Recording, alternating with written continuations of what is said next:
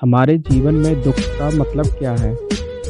एक बार गौतम बुद्ध और उनके शिष्य एक वन से गुजर रहे थे। बहुत देर वन में चलने के बाद गौतम बुद्ध और उनके सभी शिष्य एक विशाल पेड़ के नीचे बैठ जाते हैं।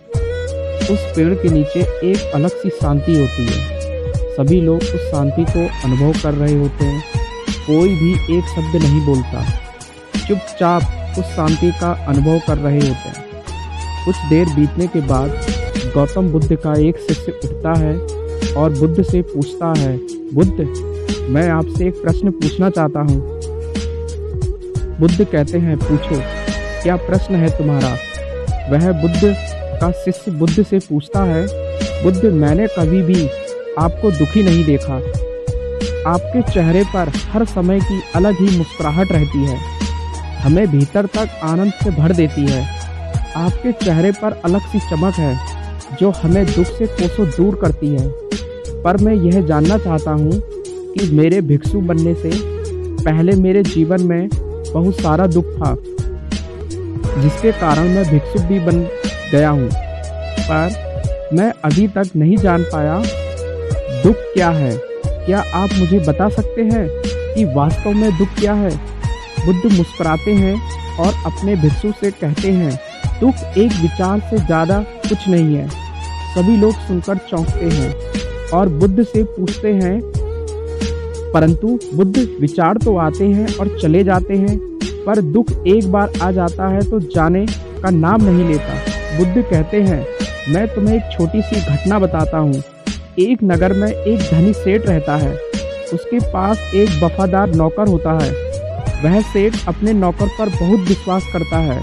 वह सेठ अपने नौकर कभी भी किसी बात के लिए शक नहीं करता, क्योंकि उसका नौकर वास्तव में ही बहुत ईमानदार होता है। एक बार उस सेठ को किसी काम से बाहर जाना पड़ा। 2-3 दिनों के बाद जब वह सेठ वापस लौटता है तो वह एक कीमती सामान लेकर आता है। वह उस कीमती सामान को अपने कमरे में बड़ा सजा कर रखता है और अपने नौकर से कह देता है, तुम्हें खास तौर पर इस चीज़ का ध्यान रखना है। ध्यान रहे, यह टूटे नहीं, यह मेरा बहुत प्रिय है। नौकर कहता है, मालिक, मैं पूरा ध्यान रखूंगा, आप चिंता ना करें।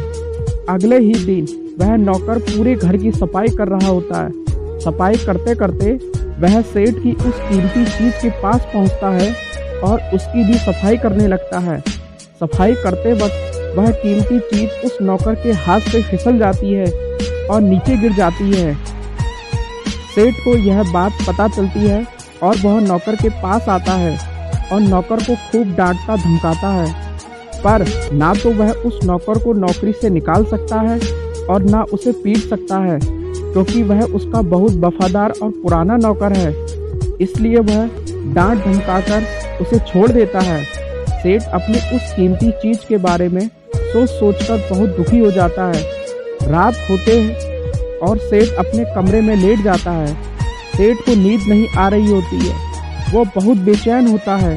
बेचैनी के कारण सेठ अपने कमरे से बाहर निकलता है और देखता है कि उसका नौकर निश्चित के साथ खर्राटे ले रहा है और सो रहा है। वह यह देखकर और क्रोधित हो जाता है। सेठ सोचता है, इसने मेरी इतनी कीमती चीज़ तोड़ दी और उसे बिल्कुल भी चिंता नहीं है। मुझे यहाँ नींद भी नहीं आ रही है और यह आराम से सो रहा है। पर सेठ कुछ कर नहीं पाता, क्योंकि वह उसका पुराना और वफादार नौकर है। सेठ अपने कमरे में वापस चला जाता है। अगले दिन सुबह सेठ सोचता है, मैं इस समस्या से कैसे निकलूं? फिर सेठ को एक तरकीब समझ आती है। वह अपने नौकर के पास जाता है और अपने नौकर से कहता है, मुझे बहुत दुख हो रहा है, यह बताते हुए कि वह जो कीमती चीज़ कल तुमने तोड़ी थी वह मैं तुम्हारे लिए लाया था।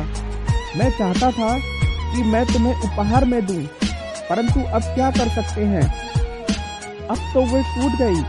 सेठ की बात सुनकर नौकर को धक्का लगा। नौकर सोचता है, अरे यह तो बहुत बड़ी गलती हो गई। वे इतनी कीमती और महंगी चीज़ मेरे लिए थी और वे मुझसे टूट गई। फिर क्या?